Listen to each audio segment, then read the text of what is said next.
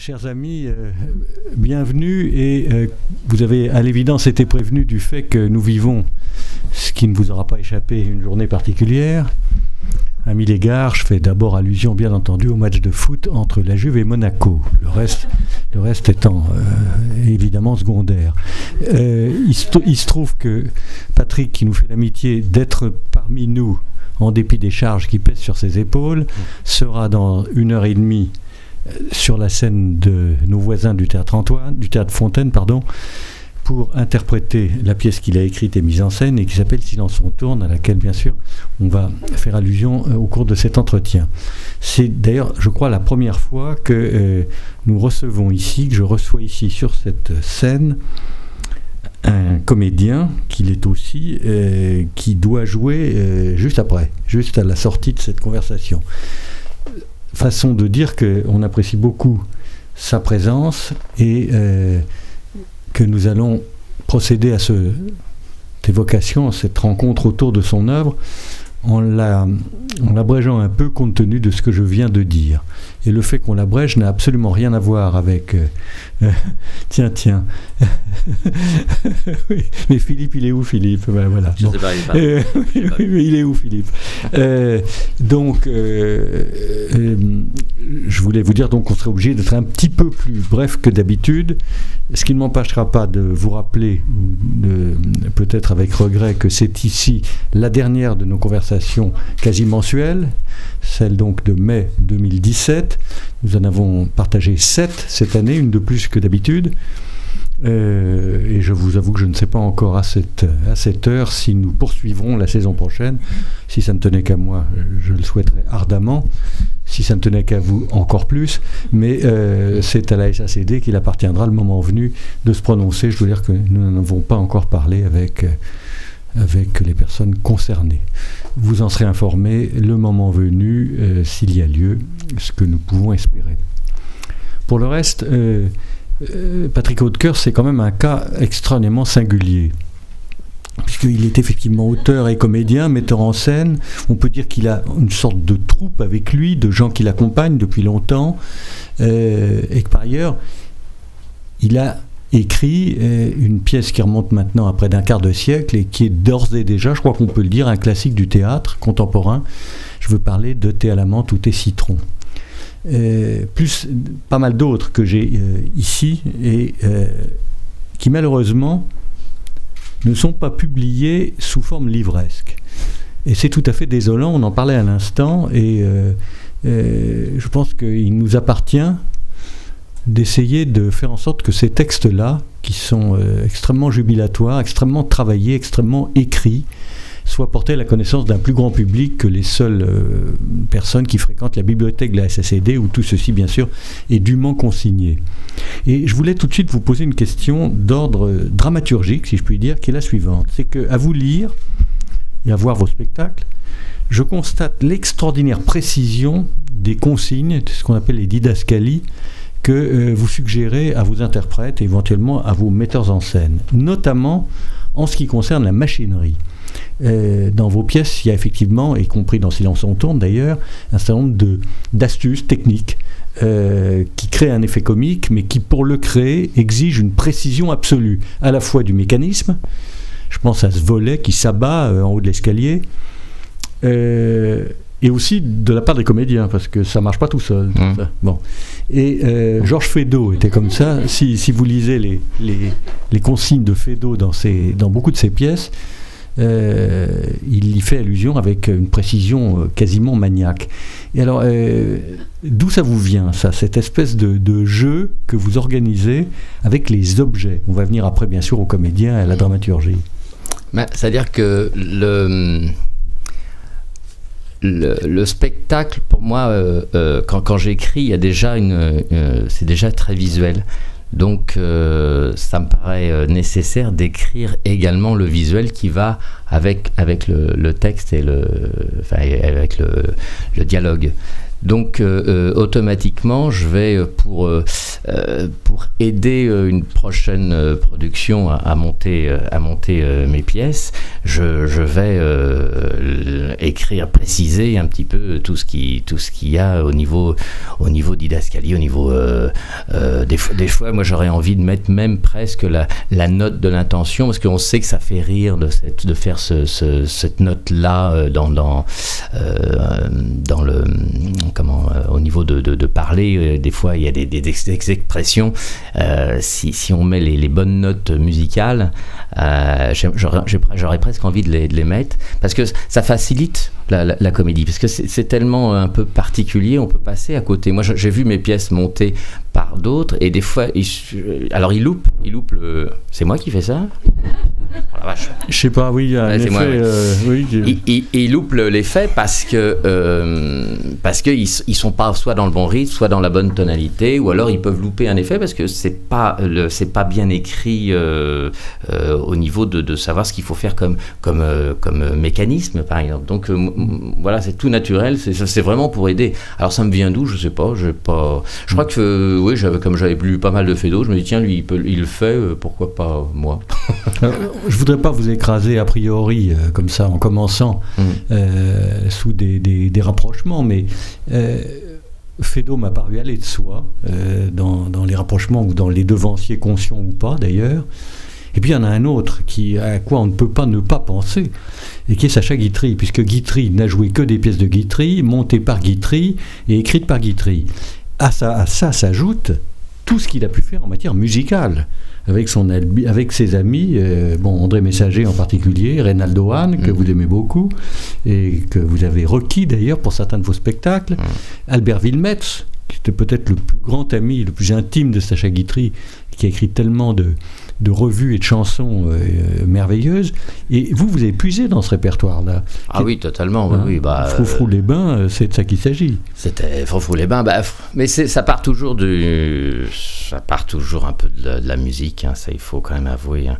Je sais que, pas forcément Thé à la menthe, mais c'est vrai que Froufrou-les-Bains ou La valse des pingouins, c'est les musiques qui m'ont amené à avoir l'histoire. À avoir les personnages, à avoir les situations. Mais moi, je joue pas que mes pièces en tant que comédien. Je suis pas comme Guitry, il est facile. Il tombe à la facilité, il écrit et il joue. non, mais je veux dire, moi, j'aime bien jouer les pièces des autres aussi. Alors, et mettre en scène d'ailleurs aussi les pièces des autres. Mais bon, après c'est compliqué, quoi. On peut pas. Faut prendre son temps aussi pour les choses. Je suis pas édité à cause de ça, c'est parce que j'ai pas le temps. Oui, mais ça suffit pas, parce que des textes comme ça, il faudrait vraiment les porter à la connaissance d'un public plus vaste. Il faudrait qu'ils soient vendus au théâtre. Je suis sûr que par exemple, oui, mais on va le faire. Silence on tourne. Oui, ça va le faire. Mais là, comme j'ai coécrit Silence on tourne avec Gérald Sibeliras, lui, c'est un vrai auteur, parce qu'il est vraiment auteur. Je sais que il me demande en ce moment de travailler avec lui. On travaille sur un autre projet et il n'arrête pas de m'appeler, alors que moi je joue le soir. Donc il y a un moment donné où je ne peux pas travailler l'après-midi. Et je suis un peu lent à ce niveau-là. J'ai besoin de recul. Mais lui, c'est un vrai auteur. Alors lui, il se fait éditer. Donc là, il m'a dit, pour Silence on tourne, on va se faire éditer. Mais je dis, mais elle n'est pas finie. D'ailleurs, la preuve, c'est qu'elle n'est pas finie. Elle vit encore. Il y a Stéphane Roux là, qui joue avec moi tous les soirs. On n'en invente plus comme tellement, mais enfin ça peut bouger encore. Donc il faut un petit peu laisser le temps, voilà. Oui, mais enfin en même temps que ça évolue, c'est pas incompatible avec une publication. Ah non, mais si par exemple on trouve un bon mot et puis que c'est pas dans l'édition, ça va me. Ouais. Si j'avais édité Thé à la menthe au tout début, ça m'aurait énervé. Oui. Sibeliras était à votre place la saison dernière. On a procédé avec lui à un parcours aussi. Je sais, oui. Bon, mais à l'époque, je ne sais pas si vous étiez déjà en train de travailler ensemble. Ah si. À l'époque, si. En train de travailler avec lui, je veux dire. Ah oui. Quand il est venu ? Oui, c'était l'année dernière. Oui, c'est ça. Ah oui. Oh, très bien. On n'a pas parlé de vous ce jour-là. Tiens. Ah bon ? Là, non, c'est une erreur. Il s'en va. Thé à la menthe, ça a été créé en 91, si mes souvenirs sont bons. Alors non, Thé à la menthe. Au Café de la Gare, non ? Non, ça a été joué en 91. Ouais. Thé à la menthe a été écrit en 15 jours à Vals-les-Bains, pendant que j'étais en vacances, en 84. À Pigre. Voilà, ouais. Ah oui, donc ça fait un paquet. Et qu'est-ce qui s'est passé entre 84 et la représentation du Café de la Gare en 91? Alors, il s'est passé... c'est-à-dire que Théâtre a été écrit parce qu'on était une troupe amateur.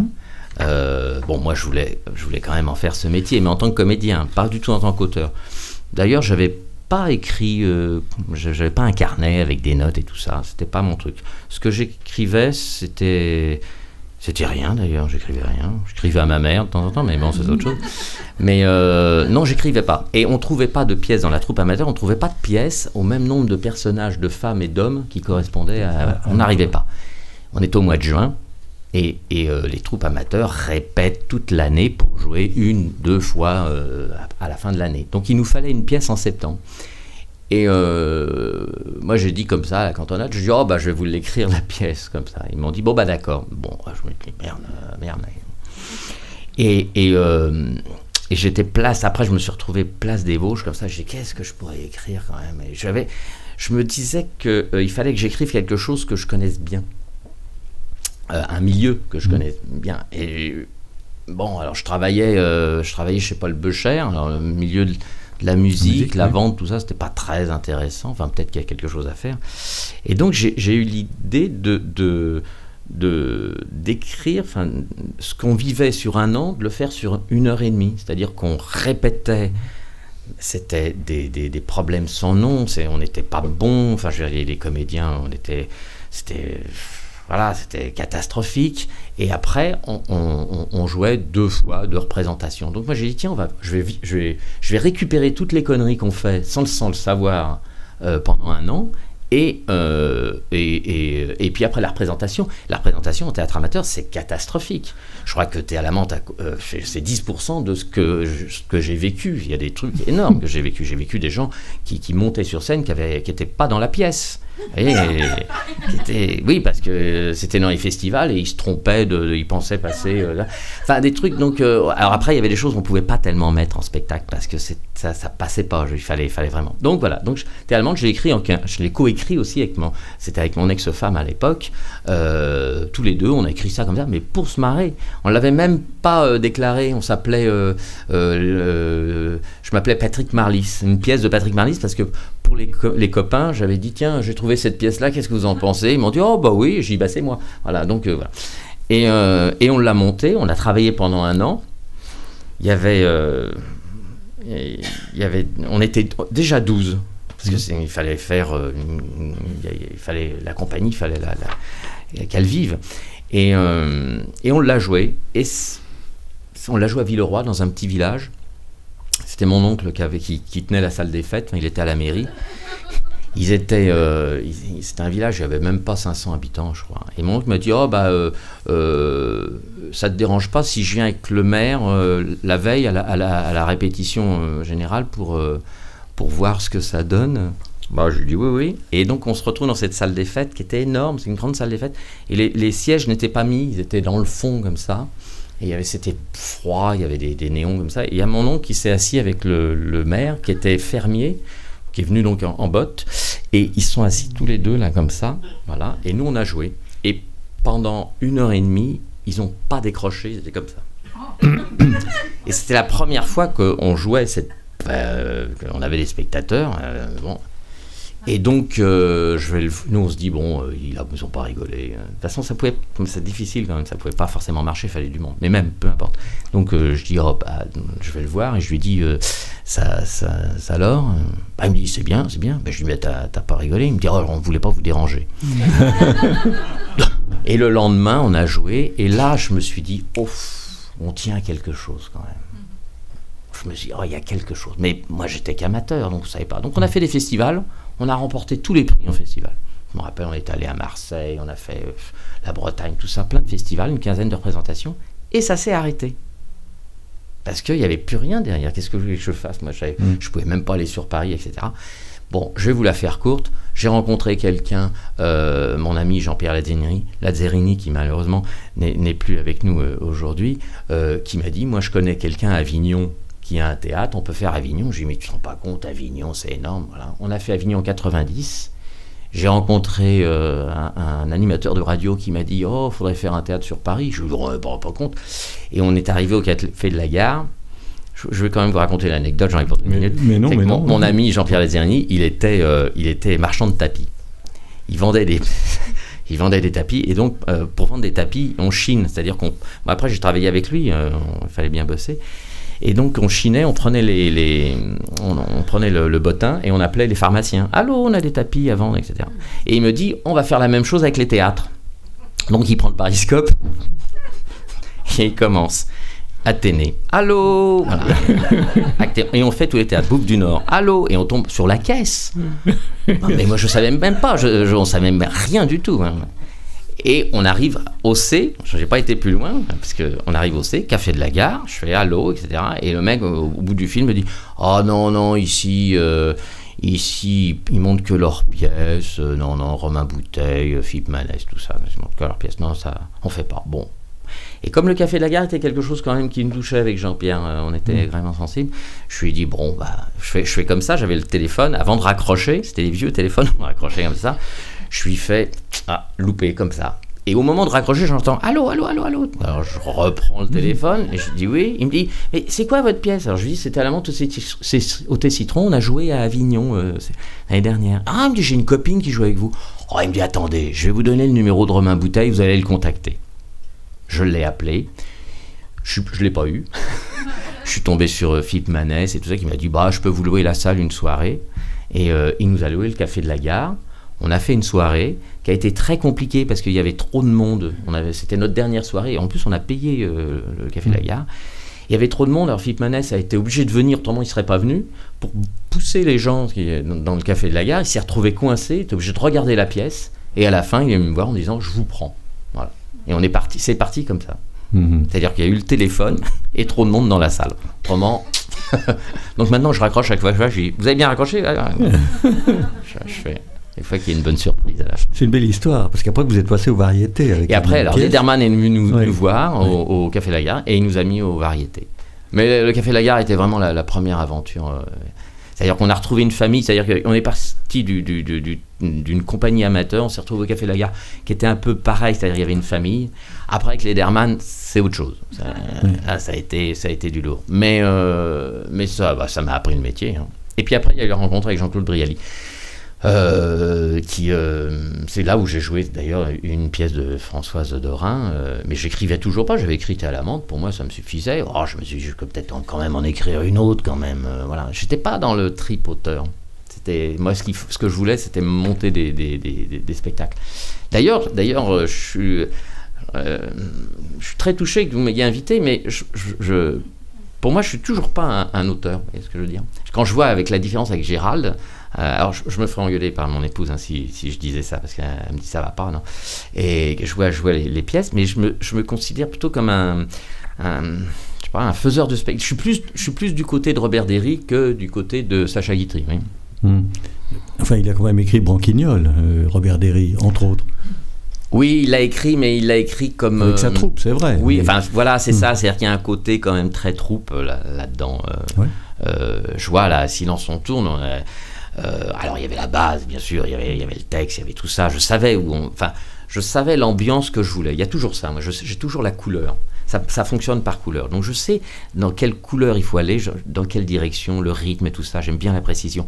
Mais j'aime bien aussi que les gens amènent, parce que si le comédien il est à l'aise dans le personnage, il s'amuse, il va automatiquement amener des choses. Et il faut surtout pas rejeter ça. Faut prendre. Et après l'écrire et dire que c'est nous qui l'avons écrit. Non, mais il faut voilà, c'est un côté je me verrais pas écrire et donner la pièce. Il y aurait quelque chose j'aurais l'impression d'être dépossédé et de pas aller au bout. Oui. La mise en scène, ça me dérange pas. Je peux donner la mise en scène à partir du moment où le metteur en scène écoute l'auteur. Mais autrement. Autrement, il faut la jouer, voilà. Un ensemble de choses. C'est pas 3 casquettes, c'est une seule. Oui, je vous ai entendu dire ça tout à l'heure. C'est que vous aviez du mal à... C'est embêtant parce qu'on est à la maison des auteurs ici. Oui, je vais m'en aller d'ailleurs. Non, mais... C'est aussi la maison des acteurs, au moins autant. c'est l'histoire d'une répétition, donc. T'es à la menthe ou t'es citron. Oui. Et répétition qui se passe par définition pas bien, sinon il n'y a pas de pièce. C'est-à-dire qu'on pose les bombes dans la première partie. Oui. Voilà, au début c'était ça, carrément. Ça rigolait pas trop dans la première partie. Et après, elles explosent dans la deuxième quand il y a le public se retrouve complice. On fait comme si dans la deuxième partie, on fait comme si les gens arrivaient au théâtre, comme si ça commençait. Voilà, c'est une vraie répétition et une vraie représentation. Il y a eu quelques précédents glorieux de représentation d'une représentation. Ça a commencé, moi je me rappelle d'avoir vu, oui, pas à l'origine, mais d'avoir vu l'Impromptu de Versailles, qui est déjà une répétition, et, de Molière, et puis il y a eu le fameux Neues Hof, là, alors il y a eu plusieurs titres, En sourdine les sardines, que Robert Derry avait repris. Bien sûr.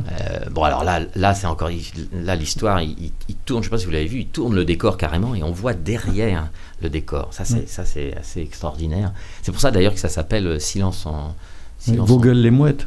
Ah non, ça c'était pas ça. Non, Vogel les mouettes. Non, c'est en sourdine les sardines. Ah oui. Les sardines, c'était les comédiens, et en sourdine, c'est parce que derrière, on parle comme ça. On en parle sur le souffle derrière, pour pas qu'on entende. D'ailleurs, tu parles trop fort, Stéphane. Derrière, oui. Non, mais je pense à des choses plus reconnues du style, L'Impromptu de Versailles ou La critique de l'école des femmes, où il met en scène, ses interprètes et ses personnages. C'est une pièce très, très incroyablement complexe, d'ailleurs. Non, mais Pirandello aussi. Oui, si, quand même. Dans 6 personnages, ils arrivent alors qu'on est... mais c'est des personnages, pas des comédiens, c'est des personnages. Oui. C'est beaucoup plus torturé que ça. Et puis il y a une pièce de La Biche incroyable qu'avait montée Jean-Pierre Vincent, qui s'appelait La Dame aux jambes d'azur, il y a 2-3 ans. Et La Dame aux jambes d'azur, c'est l'histoire des acteurs qui, n'ayant pas de rôle, ils arrivent sur scène, il y a le public, mais il n'y a pas de texte, il n'y a pas de metteur en scène, chose qui d'ailleurs n'existe pas à l'époque de La Biche, ça n'existe pas, il y a des régisseurs, mais il n'y a pas de metteur en scène. Ils arrivent là, ils se demandent ce qu'ils foutent là. Ah, vous êtes là, disent-ils au public, c'est une pièce insensée, sur la dramaturgie, c'est Ripollin, vous savez, c'est la mise en abîme. Il y a Guitry qui a écrit aussi un truc comme ça. Qui ça? Guitry qui a écrit Jean III, non? Oui, bien sûr, mais Guitry a passé son temps à se représenter. Enfin, c'est un dédoublement permanent. Pardon, mais c'est un peu votre cas aussi, ce côté je suis partout et je n'allais pas dire je suis nulle part, je suis partout et je suis inévitable d'une certaine façon. Alors, puisque Guitry, ça c'est donc T'es à la menthe ou t'es citron, et dont il faudra absolument qu'on imagine, que vous imaginiez, avec l'aide de Sibleras peut-être, mais... de l'éditer. Oui. Il faut l'éditer, puis je pense qu'il y a au moins 2-3 autres de vos pièces qui le méritent tout autant. Et je pense en particulier, alors une pièce qui est une de vos plus anciennes aussi, et que j'ai découverte, je ne la connaissais pas, et qui s'appelle Les Petits Vélos. Les Petits Vélos, on est tout à fait en dehors du milieu du théâtre, pas seulement. Les Petits Vélos, d'abord c'est extrêmement drôle, c'est l'histoire d'un stage de psychologie. Oui, c'est ça, oui. Voilà, un type qui est chargé d'animer, une sorte de coach, on ne disait pas ça à l'époque. Ça remonte à 92, ça, quelque chose comme ça. C'était donc 25 ans. Et c'est l'histoire d'un type qui est, animateur de stage, destiné à remettre en confiance avec eux-mêmes les différents clients, on peut dire, les gens qui vont passer quelques jours. Et là encore, même topo, évidemment, ça se passe pas si bien que ça, parce que le type est pas terrible d'ailleurs, faut bien dire. Non, mais si mon personnage n'était pas intervenu, le stage se serait bien passé. Voilà. Parce que moi, oui, et puis mais évidemment tout se gâte parce que arrive un personnage très drôle qui est le personnage qui va effectivement troubler tout ce monde, qui est d'abord essentiellement féminin d'ailleurs, mais pas tout le temps. Et aussi vont arriver quelques protagonistes masculins. Et puis il y a un personnage qui m'a enchanté qui s'appelle Valentin là-dedans, vous vous souvenez, qui est le type qui fout la merde. Ah c'est moi, c'était moi. Voilà, le type qui est le copain de l'animateur. Et qui arrive comme ça se passe on ne sait pas trop où, dans une campagne quelconque. Oui, c'est ça, oui. Voilà, il y a 3-4 personnes et qui se donnent du mal d'ailleurs pour essayer d'aller mieux, parce que ça va pas bien. Et puis ne voilà-t-il pas que ce Valentin va effectivement tout foutre en l'air.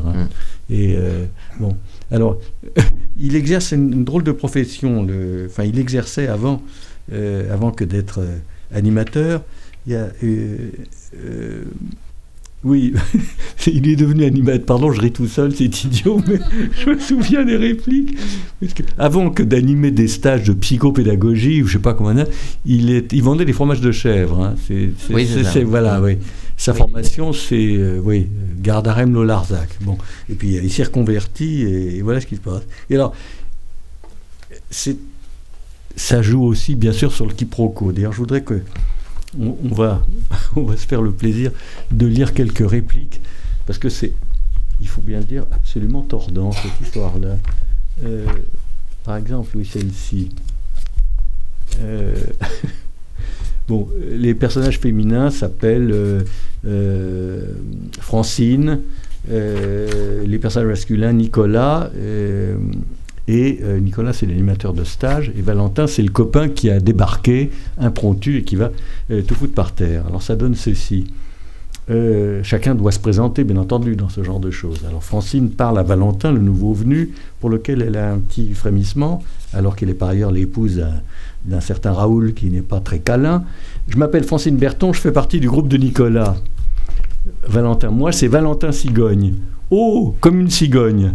Ah oui, c'est vrai, j'avais jamais fait le rapprochement. Vous venez au stage? Non, c'est mon beau-frère. Il est venu me dire au revoir, il part étudier en Inde. Ah, d'accord. Valentin, oui, faire du bouddhisme. Francine, ah, c'est drôle, mon frère aussi, il en fait. Ah bon? Oui, mais pas en professionnel, uniquement en amateur. Remarquez, la semaine dernière, lui et son équipe, ils ont gagné le concours de Saint-Paul-de-Vence. C'est déjà pas si mal. Nicolas, du bouddhisme, pas du boulisme. Ah, du bouddhisme, pardon, j'ai confondu. Elle a confondu. Ça n'a rien à voir. Il y en a qui n'a pas de boule. Oui, voilà, c'est tout. Bon, allez, retourne avec les autres, j'arrive tout de suite. Au revoir alors, hein, et bon voyage. C'est mal parti, vous savez. Ah bon? Bah oui, je devais partir avec Caroline, une copine. Ah, elle connaît pas Caroline. Oui, mais là, on s'en fout, tu raconteras ton histoire une autre fois. Au revoir, Valentin. Elle est gentille. Oui. Écoute, Valentin, je voudrais te mettre à la porte, mais je voudrais pas te mettre à la porte, mais mon groupe m'attend. Bon, on téléphone à Caroline, et après je m'en vais. Il faut vous dire que le Valentin devait effectivement partir avec une fille qui a gardé et les billets et l'argent, ce qui fait qu'il il est arrivé comme ça, il n'a plus rien, il peut plus partir, d'où l'idée qu'il a de récupérer son copain Nicolas. Non, je te répète une dernière fois que je n'appellerai pas cette fille, laquelle est l'ex du dit Nicolas. Vous suivez? Bon. Mais pourquoi? Mais en plus, elle t'aimait bien. Ben oui, justement, c'est ça le problème. Ah, t'es lourd, toi, tu sais. Il faut vraiment te mettre les points sur les i. J'ai eu une aventure avec elle l'année dernière, et comme c'est une hystérique, pas possible, ta copine, ça s'est mal passé. Alors tu comprendras que j'ai pas du tout envie de la recontacter. Va sans dire que Béa n'est pas au courant, bien entendu. C'est la nouvelle, Béa. Je répète, Béa n'est pas au courant. Valentin, mais t'es sorti avec Caroline? Oui, mais tu la boucles. T'es sorti avec Caroline? Mais non, c'est l'histoire ancienne. Oh, tu vas pas nous en faire tout un plat. Alors comme ça, t'es sorti avec Caroline. Bon, écoute, c'est pas que je m'ennuie avec toi, mais j'ai du boulot, alors on se rappelle et à bientôt. Bon, alors au revoir. Salut. Tu embrasseras Béa pour moi. Oui, bien sûr, tu comprends. Je t'aurais bien gardé avec moi, mais je suis en plein stage, c'est pas possible. Bon, j'accepte alors. Mais t'acceptes quoi? De faire le stage avec toi. Et là, la catastrophe va se multiplier, parce qu'effectivement, c'est un boulet terrible, hein, ce Valentin. Bon, et puis... c'est idiot, mais c'est très visuel. Vous dites ça, d'ailleurs, en préface, que c'est très difficile à rendre public et même à publier. C'est sans doute une des raisons pour lesquelles, jusqu'à présent, ça ne s'est pas fait. C'est que c'est tellement visuel, c'est tellement lié à la manière dont les comédiens vont jouer tout ça, vous n'avez pas envie de le figer. C'est possible, oui, c'est possible. Et puis là, je me rends compte, par exemple, qu'effectivement, il faut que... Enfin, c'est comme dans tout texte, il faut que les comédiens puissent l'interpréter. Mais moi, là, je me dis que si c'est pas bien interprété, ça... Vous avez bien lu, hein? Je le prenais pas pour moi. Bon. Mais voilà, c'est-à-dire qu'il faut il faut retraduire du quotidien. C'est dans le quotidien que ça, et c'est pas si évident que ça. Mais à un moment, ça doit passer par le papier quand même. Hein. Ouais. Autrement, c'est compliqué. Dans cette pièce, comme d'ailleurs encore plus dans Silence on tourne, il y a un côté Elsa Poppin aussi. Hein. Vous vous souvenez de ce film génial? Ah oui, bien sûr. Bon, oui, ça qui est un tournage qui se passe mal. Et qui se passe mal surtout pour des questions d'ordre visuel d'ailleurs. Hein. C'est un film de gag. Très rare. Ça, oui, c'était un film parlant de gag, alors que ça a l'esthétique d'un film muet. C'était les précurseurs par rapport à ça. Hein, au début de Elsa Poppin. C'est pour ça qu'il a été célèbre, le film. C'est qu'on n'avait jamais vu ça auparavant. Donc, Mais dans Silence on tourne, qui encore une fois se joue en ce moment, comme on sait, au Théâtre Fontaine, avec un très grand succès, il y a ça. C'est-à-dire, bien sûr, il y a les répliques, mais il y a aussi le visuel, qui est presque aussi important. Oui, et puis alors, dans Silence on tourne, c'est l'histoire d'un tournage, mais on a carrément repoussé le 4e mur derrière le public, c'est-à-dire que le public fait partie du tournage. Le tournage se passe dans un théâtre, et le public, en vérité, c'est les figurants. Voilà. Donc il y a une fausse interactivité, parce que jamais on fait quoi que ce soit avec le public, mais le premier assistant, le réalisateur, on vous parle parce que vous faites partie de l'histoire, vous êtes intégré. Et moi j'aimais bien cette idée c'est-à-dire qu'à un moment donné on éclaire même la salle parce que c'est ça le décor. Le décor, c'est pas uniquement ce qu'il y a sur scène. Il y a plus de scène d'ailleurs. La scène, alors nous on descend pratiquement jamais, sauf une fois, mais autrement tout se passe sur le plateau. Et oui, et le côté visuel est important par rapport à ça, c'est qu'il y a cette ambiance de théâtre qui est mélangée avec l'ambiance du cinéma, et aussi avec le fait qu'on a repoussé ce 4e mur pour intégrer les spectateurs. Oui. Encore une fois, là, c'est dans le désordre, mais c'est un désordre organisé. Parce que c'est extrêmement subtil, ce Silence on tourne. Il y a ce que vous dites, je me garderai bien de contester, de fait. C'est pas interactif jusqu'à un certain point. Parce que le régisseur qu'interprète Patrick Hautecoeur, qui est un peu le Deus ex machina et qui est sous les ordres supposés d'un metteur en scène qui va pas fort, parce qu'il s'aperçoit que sa maîtresse, qui est la vedette, le trompe, avec le régisseur d'ailleurs.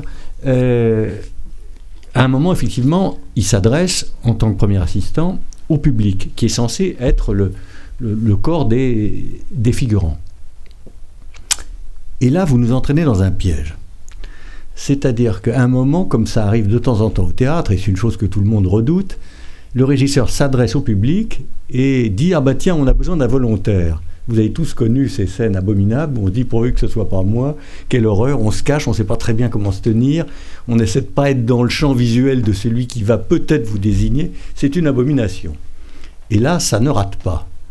Le régisseur désigne effectivement un type qui s'appelle Arnaud, si je me souviens bien. Ah bah ça dépend des soirs. Et Arnaud va monter sur scène. Et là, il y a quelque chose de très fort, très fort. C'est qu'on se demande si ce Arnaud est un comparse ou s'il est effectivement un membre du public qui s'est prêté au jeu. Et je dois dire que, je ne sais pas comment ça se passe, mais moi je l'ai vu qu'une fois. Mais c'est extrêmement réussi. Et le soir où je l'ai vu, il y avait un doute. Mais il y a toujours un doute. Hein. Oui. D'ailleurs, moi-même, je doute. Oui. Bon, il y avait un doute.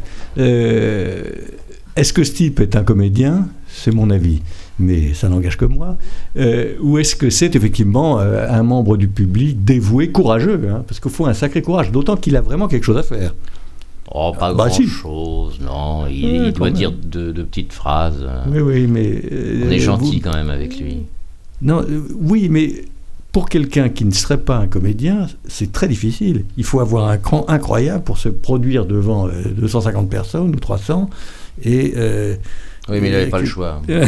Autrement, on l'aurait viré. Oui, admettons. Par ailleurs, dans cette pièce, je reviens à Silence on tourne, j'y reste, j'y demeure, il y a un dispositif technique qui est incroyable. À l'arrière-scène, d'abord, il y a un escalier duquel certains acteurs manquent de tomber, de s'effondrer. C'est un vrai escalier. Et effectivement, on a des moments où on se demande s'ils vont se casser la gueule. Bon.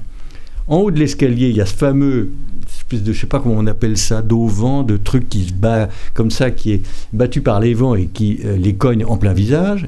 Et pire encore, il y a au fond une espèce de trou dans lequel effectivement se trouvent précipités plusieurs de vos interprètes. Bon. C'est très très subtil ce truc-là, c'est extraordinairement millimétré. Ah, ça c'est le décor c'est le décor qui est filmé. Oui, qui est censément filmé. La scène est séparée en deux. Il y a la partie cinéma et puis il y a la partie théâtre. Voilà. Mais bon, tout ça là, c'est des choses que vous avez conçues vous ou que le décorateur a développé avec vous. Cette espèce de scénographie. Ah non, encore une fois très complexe. Ça. Non. C'est écrit comme ça. Ah oui, moi je l'avais visualisé comme ça. Oui. Ah oui, non. Après la façon de le réaliser, si j'ai apporté un petit peu ma pierre, mais c'est surtout le décorateur qui l'a fait. Mais non, c'était écrit. Il y avait ce panneau là qui tombait. On devait tomber comme ça. Et, il fallait qu'on soit à une certaine hauteur. Tout est écrit à ce niveau-là. On peut pas dans du burlesque, on peut pas partir à l'aventure comme ça. Il faut quand même qu'il y ait une structure à l'écriture, parce qu'autrement, voilà, on a déjà eu assez de loups à soulever dans cette pièce, que si en plus on a des problèmes techniques, ça complique. Autrement dit, tout est écrit. Une grande partie, oui. Il y a quelques répliques qui sont trouvées comme ça sur le tas, mais il y a une grande partie qui est écrite. Ah oui, bien sûr, oui. Non, mais je vous dis, il y a toutes les, il faut automatiquement passer par l'écriture pour pouvoir transmettre. Mais je dis simplement, moi, c'est que j'ai du mal déjà, j'ai du mal à écrire, qui sont des images en vérité, ce sont des ambiances et des images. Oui. Bon, voilà, il faut faire passer. C'est pour ça que l'édition, c'est-à-dire que moi l'image elle n'est pas finie. Dans Froufrou-les-Bains, si j'avais édité le texte au début, ça a tellement évolué. Alors maintenant je peux l'éditer. Thé à la menthe c'est pareil. Si je l'avais édité en 92, j'aurais été malheureux parce qu'elle a évolué la pièce. Je l'ai resserré pour aujourd'hui, parce que aujourd'hui ça va encore. Il y a un autre rythme intérieur pour les gens, donc on est obligé de resserrer tout ça. Je vous disais tout à l'heure que, réflexion faite, Thé à la menthe ou Thé citron me paraît rétrospectivement presque comme un embryon de ce que va donner Silence on tourne, parce qu'il y a beaucoup de points communs. Alors l'un, c'est une répétition qui se passe mal, l'autre, c'est un tournage de cinéma qui se passe moyennement, et puis il y a des caractères communs. Par exemple, dans Thé à la menthe ou Thé citron, il y a un type qui joue le domestique, qui s'appelle Dominique dans la pièce. Bon. Et ce type-là, c'est un inquiet. Il passe son temps à demander « Est-ce que j'ai été bien ? Est-ce que ça va ? Tu me diras si ça va pas, etc. » Bon. Dans Silence on tourne, il y a le personnage de Philippe qui était avec nous ce soir, qui est un très beau garçon, un très bon physique, qui joue un rôle de séducteur d'ailleurs, et que personne ne voit jamais. C'est-à-dire que vous lui avez attribué une particularité, c'est que c'est quasiment l'homme invisible. Il est à la fois omniprésent dans la conversation, dans les répliques, il a beaucoup à faire, notre ami qui est ici présent. En même temps, personne ne le remarque. Et le leitmotiv, c'est « Mais Philippe, où il est, Philippe ?» Mais on ne sait pas. Ah, il était là. Bon, c'est-à-dire que... Et c'est un peu le même personnage que le Dominique de Thé à la menthe ou Citron. Oh oui, il y a une petite correspondance avec un personnage comme ça. Oui, un type qui... Inquiet, qui a oui, un mais qui est assez touchant, parce qu'on ne le remarque pas, alors que... Bon, il souffre d'un complexe particulier qui est que, justement, il craint d'être trop présent. Il explique qu'il a tourné dans Uranus avec Claude Berry et Gérard Depardieu, et que ça n'a pas été du tout avec Claude Berry. Pourquoi ? Parce qu'en fait, il volait la vedette à Gérard Depardieu. Du moins croit-il qu'il la volait, bien entendu. C'est ça qu'il s'agit. Mais en même temps, c'est à la fois tordant, c'est vrai, mais c'est un passage très touchant, Philippe. Ah ouais, alors qu'il n'était que figurant. Mais il y a un autre point commun avec les pièces, dans les pièces, et ça, je ne m'en étais pas aperçu, c'est les rôles des femmes. Et elles sont... en général, elles sont très agressives, les jeunes premières. Je trouvais que c'était drôle de prendre ce pan. Mais à chaque fois, je retrouve Froufrou-les-Bains agressives avec moi. Il y a une sorte de femme maîtresse comme ça, jeune première, et dans Froufrou-les-Bains, elle a un couteau. Là, celle-ci, elle est quand même assez agressive. Dans La valse des pingouins, c'est pas mal aussi. Et Thé à la menthe, il y a la fameuse... la jeune première, enfin pas la jeune première, mais la comédienne qui aussi est assez agressive. Et je me disais, tiens, c'est marrant, pourquoi je donne des rôles comme ça. Enfin, c'est pas agressif d'ailleurs, c'est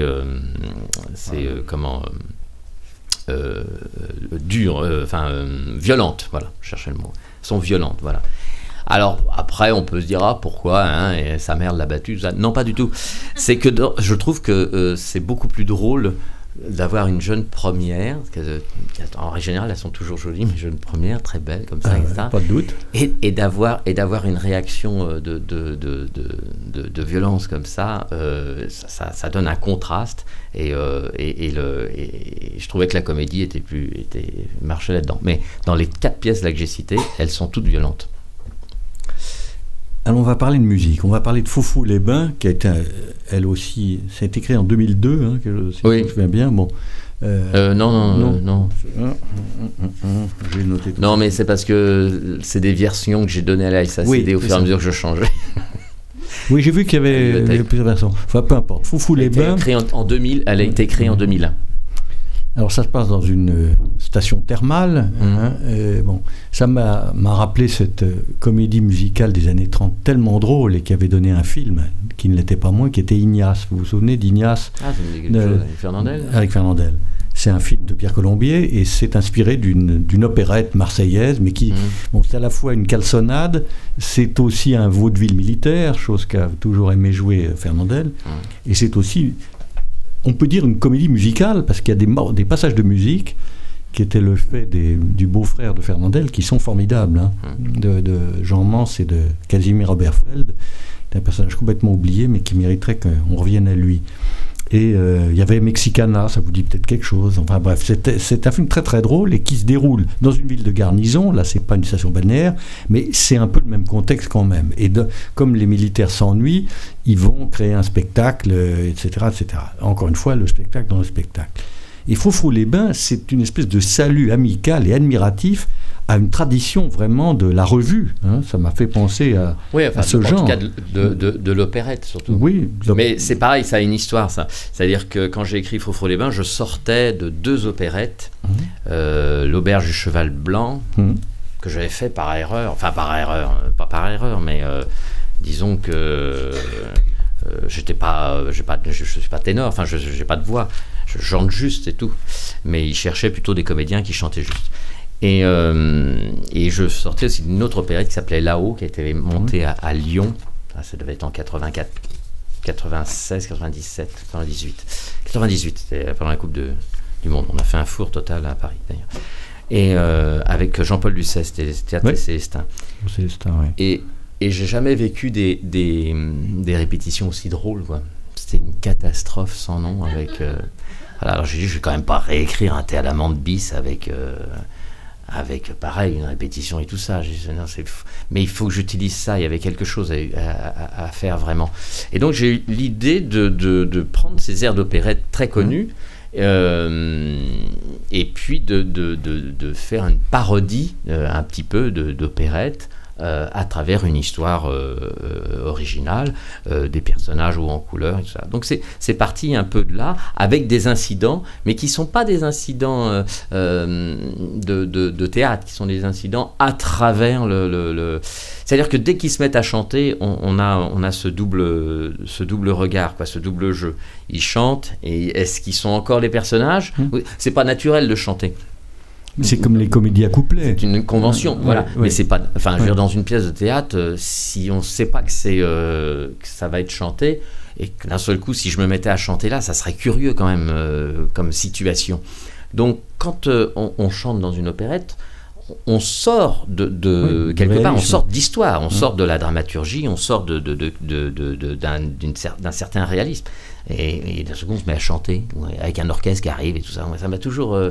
C'est tellement devenu une convention qu'on se pose même plus la question. Le mec, il danse, il chante, et les autres sont autour, ils regardent.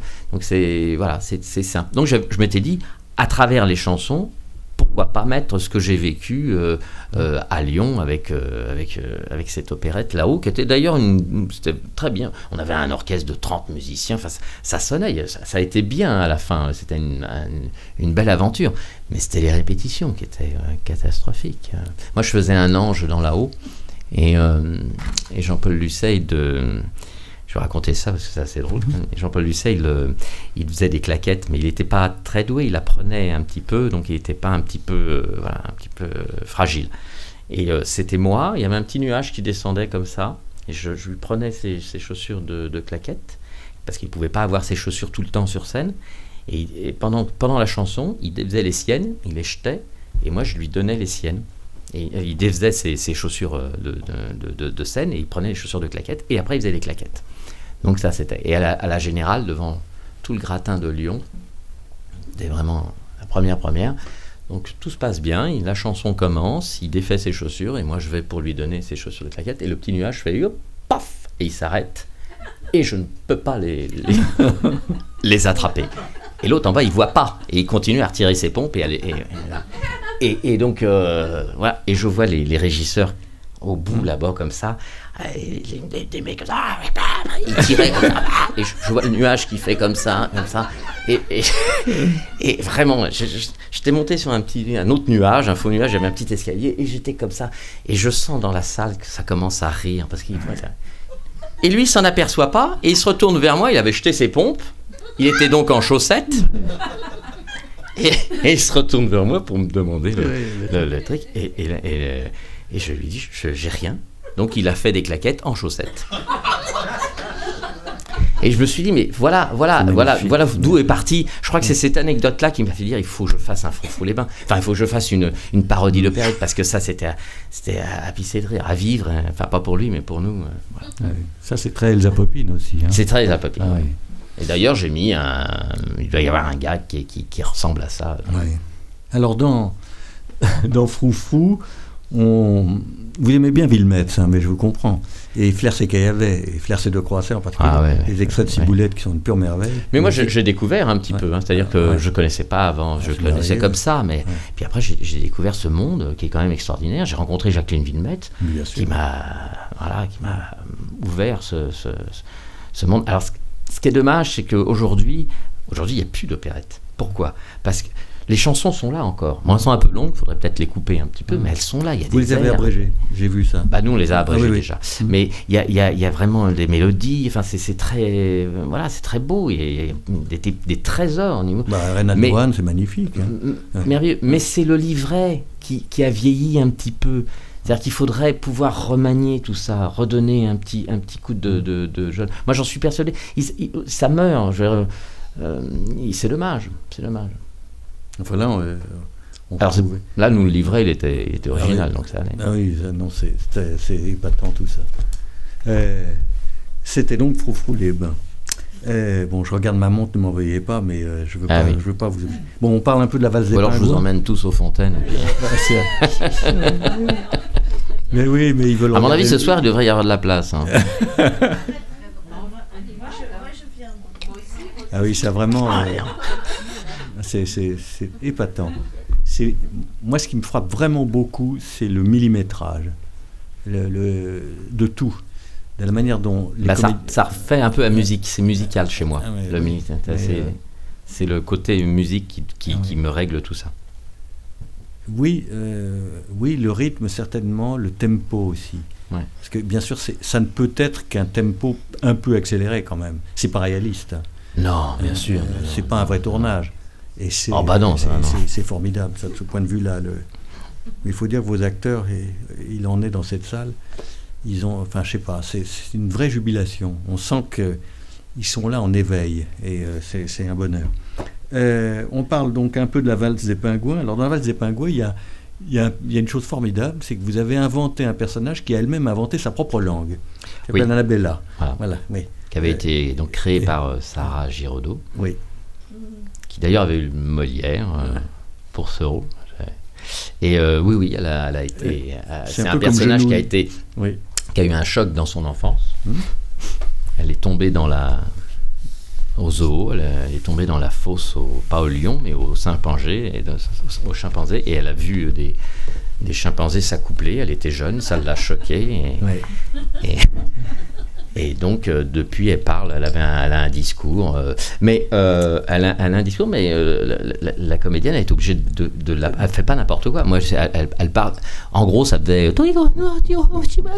Mais moi, là, je fais n'importe quoi. Mais c'était écrit, il fallait qu'elle apprenne quand même, parce qu'il y avait des intonations qui étaient intéressantes, il fallait qu'elle les garde.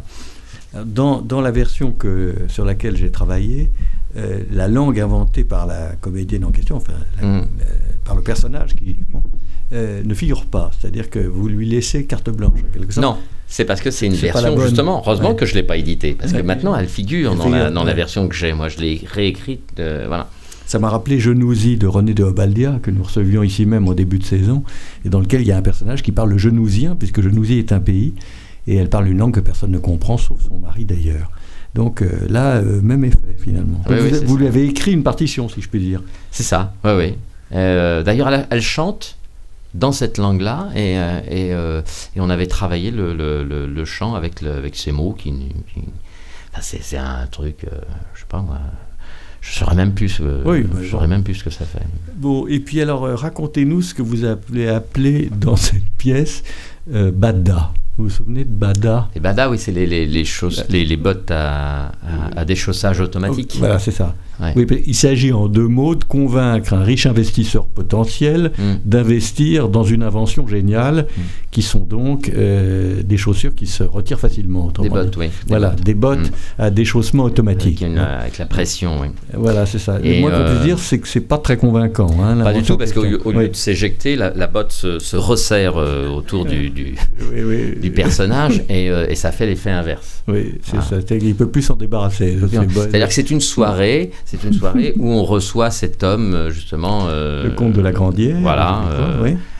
Donc c'est l'industriel qui veut recevoir son futur client, et donc il organise une soirée. Donc il y a un orchestre, et pareil, ça va chanter. Là, la chanson, c'est un peu gratuit quelque part, mais on n'a pas pris trop d'airs d'opérette d'ailleurs. On a pris un petit peu des airs français comme ça, mais ça amène tellement. Puis moi j'avais envie, c'était joyeux.